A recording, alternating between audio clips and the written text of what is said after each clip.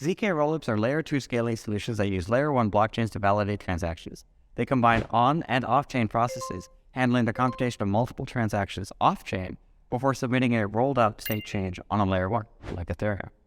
As a result, throughput is increased and costs are reduced, while leveraging the underlying layer 1 network for censorship resistance and security. In a ZK Rollup, changes are cryptographically verified. Each state change is executed in a zero-knowledge proof system, resulting in a proof that can be verified on-chain. So what are the pros and cons? First, ZK Rollups can execute more transactions per second than the underlying layer 1. And fully developed rollups will have security mechanisms to let users withdraw funds from layer 2, even if the rollup network isn't working. The cons? Rollups may not be as cheap as other scaling options because proof generation is computationally expensive. While it's still early, ZK Rollups are one of the most promising technologies for scaling blockchain while maintaining security and censorship resistance.